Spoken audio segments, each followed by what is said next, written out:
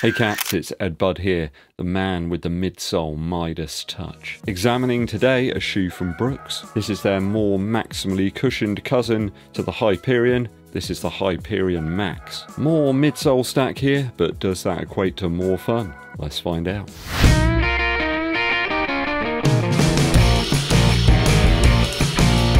Welcome and thanks for tuning in, people. Hit that old subscribe button and give this video a thumbs up like too, it really helps out. Dankeschön. Review today of the Brooks Hyperion Max. This is a shoe that Brooks have fired over to me for review, but they're not vetting my views or sending me any earth credits to test it out. Humble opinions as per usual. In the Hyperion Max, in my UK 11, I've got a 39mm heel stack, and there's about 31mm in the forefoot. That makes for an 8mm drop. So we've got about 4mm extra in the heel on top of the Hyperion that I reviewed a few weeks back. Oddly though, this shoe comes in a little bit lighter than the Hyperion. I got 245 grams or 8.7 ounces here in the Hyperion Max. So a few grams less than the Hyperion. That was 251 grams or 8.9 ounces. I think that's a little bit down to the upper materials that Brooks have utilised here in the Hyperion Max, because, you know, we got certainly more foam here than that other shoe. Kind of odd though that the Max is lighter than the standard Brew. In terms of shore durometer readings for the midsole, I've got about 29 here, average across the midsole unit, which is pretty much exactly what we had in the Hyperion. It is the same DNA flash material that we've got here in both shoes. I tend to take lots of readings all across this shoe really, and that's what I've got pretty much on every single attempt. So that works out just a tiny bit firmer than the average, which I have of 28 across all the shoes in the collection. There's approximately 11.5 centimeters of width here in the widest point of the shoe, and back in the heel about 9 centimeters. So it's a little bit less forefoot width than the Hyperion, but a little bit extra width in the heel over that shoe. Rubber compounds on the bottom of the shoe seem to be pretty much the same as the Hyperion as well. We got about a short A durometer reading here of 60. That's kind of average really for what I see on rubber these days in running shoes. We'll start this review with the upper first. So, very close upper design to the original Hyperion Tempo. If you like that shoe, you will undoubtedly like the upper that we have here in the Max. It's a very similar feel actually to the Hyperion Elite 2. If you liked that shoe and tested it out, then you'll like that upper. The materials on the tongue do have a nice little bit of stretch to them. There is some padding right through the middle. I found that I could use a runner's knot without any issue of extra lace pressure around the final eyelets here. Common problem really in a lot of running shoes. They don't give you quite enough of that tongue length there to cover the top of the foot. This stretch woven upper here really doesn't give too much over the first few runs. I found it was very consistent straight out of the box. Some running shoe uppers take a few miles to actually give and start to free up somewhat, and the change can be quite drastic actually after a few miles, but the Hyperion's been very consistent. Materials here are very thin, they're very light. You're going to get an exceptionally breathable shoe here in the Brooks Hyperion Max. Really flexible too. I like the fact that it doesn't feel too rigid or coarse. The back section of the shoe does have a bit of a heel flare here. There is a more traditional heel counter. That's where most of the weight is, in fact, in the upper of the shoe. No weird pull tabs or anything either. Well done, Brooks. I really love the profile of the Hyperion and this Max version as well. I think they're just awesome looking shoes. I mean, what is there not to like about the profile of this one? Kind of see a lot of reviewers saying that, you know, Brooks shoes are a bit boring or whatever, but I see loads of people wearing them in my local area. They seem to really work out well for them. So yeah, everybody wants plates and this and that and the other, but actually, does the shoe feel comfortable on foot? Yes, it does. The cutouts around the ankle here just seem to fit my foot really well, allowing for some good range of motion there. Despite this sort of elastic pull tab addition here on the tongue of the shoe, I did find I got some tongue slide over to the lateral side of the shoe. I did try putting the laces underneath that pull tab. It didn't seem to make a huge amount of difference. If that's something that bothers you, well, just bear that in mind. I didn't find it to be uncomfortable or anything after a few miles. Yes, it slid across a little, but it wasn't really that noticeable. There is some stretch to the laces, but not a huge amount.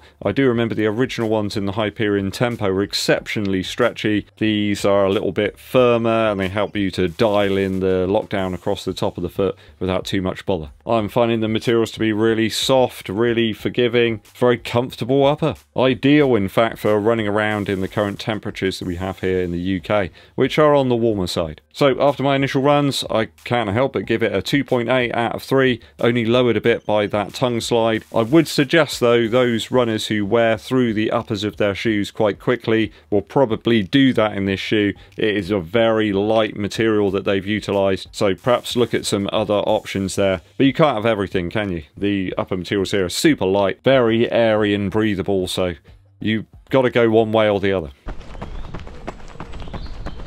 Midsole. Midsole now. I'm a little bit puzzled by the midsole in this one. It's pretty much the same profile and sort of setup as we had in the Hyperion Elite 2, but without a carbon plate. There's no plate here at all, people. But I actually find that there's some benefits to this DNA flash material in the midsole without the plate. I actually think it's a better material. You don't need the plate in it, and that gets all the best sort of features from it. There's just loads more flex here in the Hyperion Max, which I found improved the versatility somewhat, but the shoe certainly feels like a more up for it type model. It wants you to run fast. That lightness starts to increase your cadence somewhat, and I think it's a nailed on option for the rotation if that's what you need. Easy paces feel okay, but you know, when you get up to steady or sort of tempo pace, some of your race paces, I suppose that's where the shoe really sings. It's a more firm and responsive material. If you like super squash, go elsewhere. This is one for running quick and getting a nice bit of road feel under your feet, even though there's quite a lot of stack. Though the great thing about this one, it's not overtly compressive, but I don't think it's going to be very fragile. Brooks clearly more intent on producing a shoe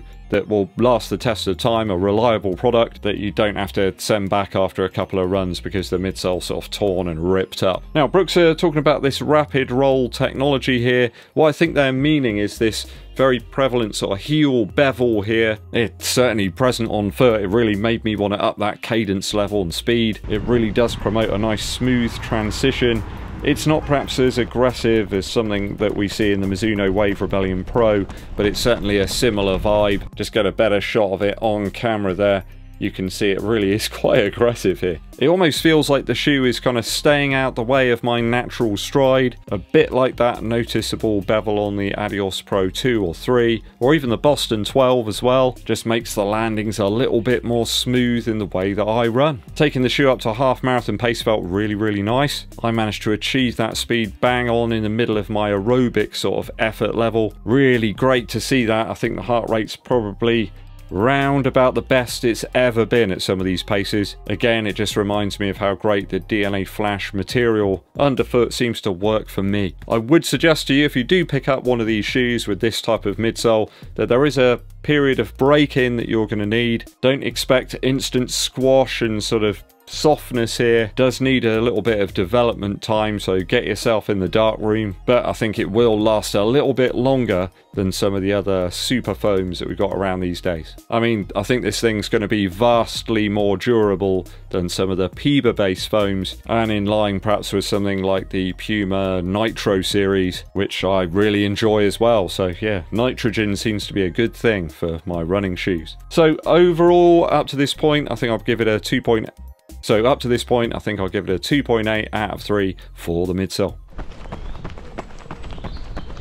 Outsole now. So great, I've been able to actually test out the outsole in some wetter conditions on some sort of smooth wet stone, and I have to say the Hyperion Max handled it very well. I think a lot of running shoe brands have actually upped their game in terms of the outsole rubber recently. Traction on multiple different surfaces have been much improved. Across the board really, there's been very few that have been sort of lacking. Grippy enough on road and concrete. Tried it out on some loose stone and it was okay. You do have a little bit of that exposed midsole there, so do be wary. I think where they've positioned the rubber does mean we've got a little bit more torsional sort of flex, and that does make the shoe a little bit more versatile, not quite so unforgiving and rigid. Also, taking out some of that rubber does help us to limit the weight of the shoe. It is a very light shoe in hand. I can see this one lasting a fair old time in terms of the outsole rubber. There's a reasonable amount of thickness here. I think you've probably got about 4 mil, which is standard really. There's quite a deep amount of rubber here in the heel of the shoe. The ridges within the rubber are relatively easy to clean if you've got a sort of thicker bristle brush. I found the outsole very similar in fact to the one on the Hyperion model. I'm seeing like 0 wear at all after my initial runs, which is what I'd expect to see really. I'm quite a light guy. I don't tend to burn through this stuff very quickly at all. I mean, I've got shoes with like 150, 200 miles on that have got very little wear in the rubber. So little to dislike so far. It works on most surfaces and in some different conditions, so I'll give it a 2.8 out of 3 for the outsole so far.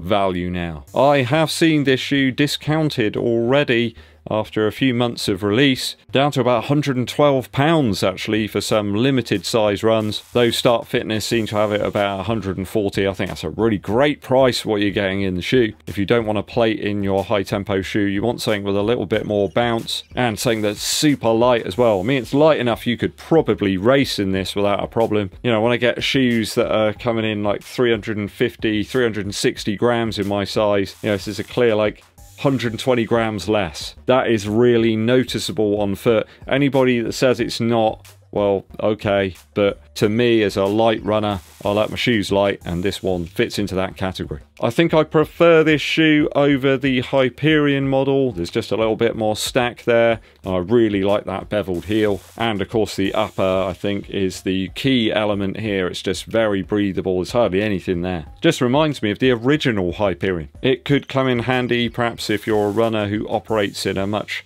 hotter, sort of more humid climate and you need some breathability. I think though it is going to be a shoe that benefits those with a sort of lighter frame, though the midfoot actually could benefit people I guess with a slightly heavier frame. It's really resilient and it does deliver back some decent energy return. I found the build of the shoe out the box to be really good. There's no weird glue marks or dodgy stitching or anything. It does feel like a nice quality product in hand. Sometimes you get a shoe out the box and there's just stuff wrong with it straight away. You don't really relish getting out there to run in it, but this one's the type of shoe that, well, it's just a really beautiful shoe as well. I'm not experiencing too much creasing of that midsole after a few runs, no rough stitching or anything like that, so yeah, pretty decent for value, especially if you can pick it up with one of those tasty discounts. I'll give it a 2.7 out of 3 so far for that. I think perhaps just limited a little bit by the slightly more narrow use case. This is for faster running. I can't see anybody wanting to run sort of very easy efforts in it. It will be a little bit too firm for some people, but for me, absolute dynamite. If I've totaled the scores up correctly, that gives us an 11.1 out of 12 after my initial runs for the Brooks Hyperion Max.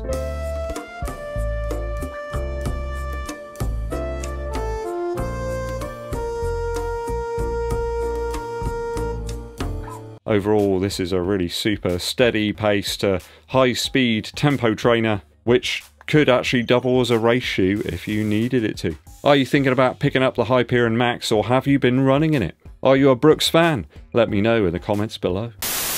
Very quick musical interlude for you. An album from 2018 called Bottle It In by Kurt Vile. This is a great album to stick on the headphones if you're doing a long run out there on the wilderness. Lots of interesting vibes and quite hypnotic grooves here on this Kurt Vile release. My favourite track though is an old country style tune that he's covered here called Rolling With The Flow. It's got a really beautiful, sweet kind of romantic feel about it. I imagine like an old hobo or something walking along the road with his guitar on his back. He's kind of bumbled through life a little bit, but you know, he's managed to get to the place that he feels happy. I really love some of the lyrics in this song as well, where he wants just enough to sort of get through, you know, just enough money to sort of get to the end of wherever he's going, and how he sees sort of like other people doing the sort of responsible things that you know, people do when they get older, but he's carrying on, you know, rocking and rolling. What a great song. Beautiful. It fits Kurt Weill's vibe perfectly. Go and check out the rest of the album though, Bottle It In by Kurt Weill.